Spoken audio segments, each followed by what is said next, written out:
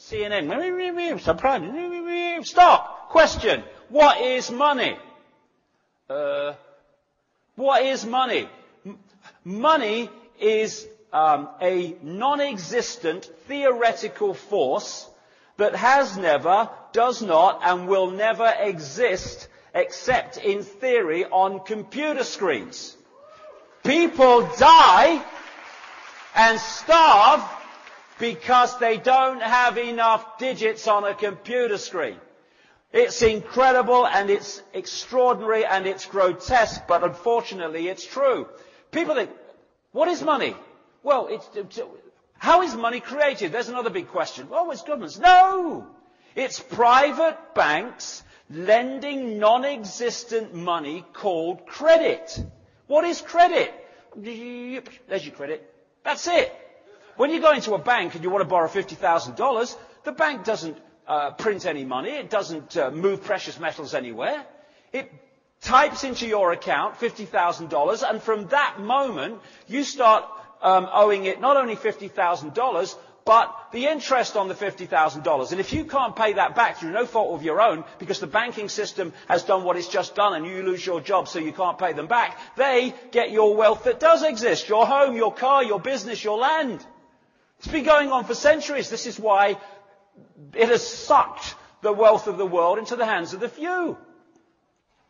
What is an economic boom? It's when there's lots of units of exchange, money in circulation, creating lots of economic activity, which causes people to have confidence in the economic situation. In those times, they get more and more in debt because they're so confident. Or we can have a bigger house, a bigger car, 2 vacations, and all the rest of it. And the banking system, controlled by the same people and coordinated by the same people, have put that out there. Fishing line out. Lots of credit. Hey, what do you mean you earn, $2 an hour? You want a $500,000 mortgage? No problem. Here you go. Gotcha out there. It doesn't matter. We're getting the house eventually anyway. And then what they do is they take money out of circulation. They're pulling the bloody line in now. And as they take money out of circulation, oh no, we've got a credit crunch, we can't make loans and give you any more money that doesn't exist and charge you interest on it. Oh no, it's real serious. We haven't got a problem though, because they'll bail us out, because we control them, you see. So, and then what happens if we move over here into a slump or a depression, not because anyone doesn't want to work, not because people want to lose their homes, but because there is not enough units of exchange in circulation for the economic activity to go on that allows them to earn the money to pay back the loans. So now the banks go, thank you very much, I'll have some of that. And the only difference between a boom and a bust is what the private banking cartel has allowed as units of exchange through credit or not through credit. I heard a politician, they all look the same to me. I don't know, I can't tell them apart. They've all got dark suits with heads on and their mouths are moving. That's all I can... I've seen someone in the last few days. Someone yesterday, some politician or other, said that they had to bail out the banks here with more debt for the people who've already been screwed by those they're supposed to get out of trouble. Main Street cannot function without credit. People can't pay their bills without credit. Big question. What the hell system allows that to be the case? No. So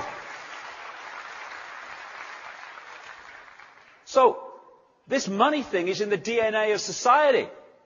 Controls choice and all the rest of it. It controls whether we have shelter or no shelter, and the few control it.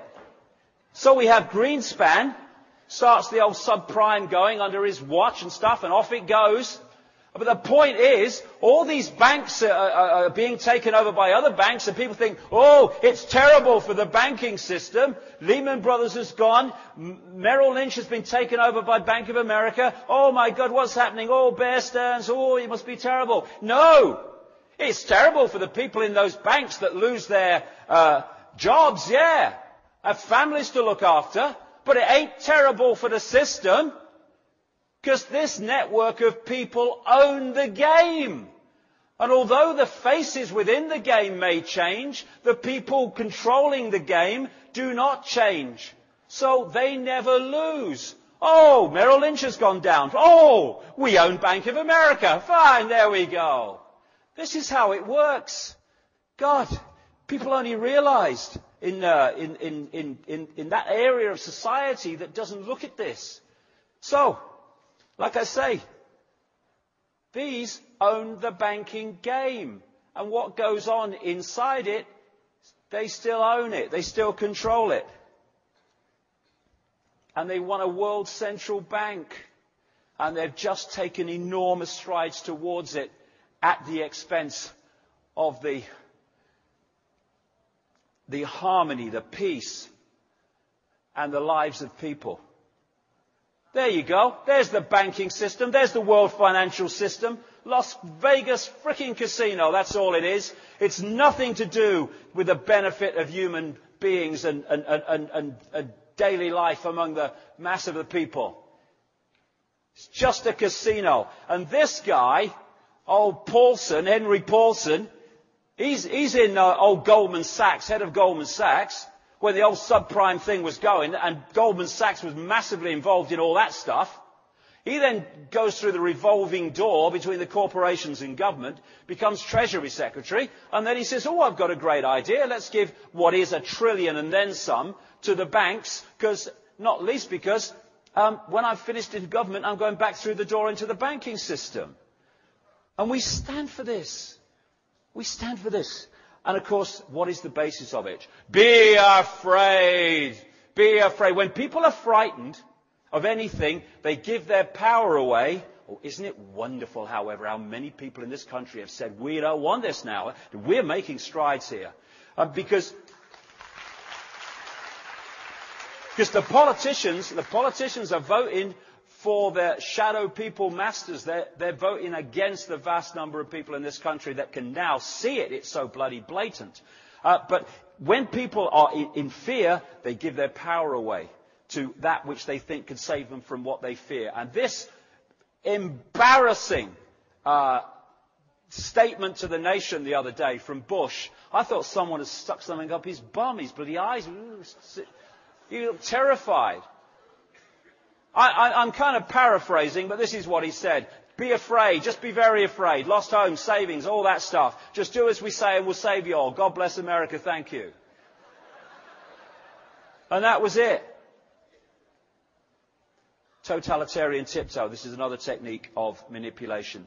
You know you're going there, but you know if you go in one leap, the change in society is such that people go, what's going on? What's going on? So you go in as big a leap as you can get, but not too big that you get a big reaction through the change that takes place. And from here, you know where you're going and you just go in steps. That's how a free trade zone became a centralized fascist dictatorship, which is what the European Union is. And interestingly, the European Union was created from the start through an organization called the Pan-Europa Movement, which was headed and is still headed to this day by one of these elite bloodlines going back to the ancient world, the Habsburg dynasty.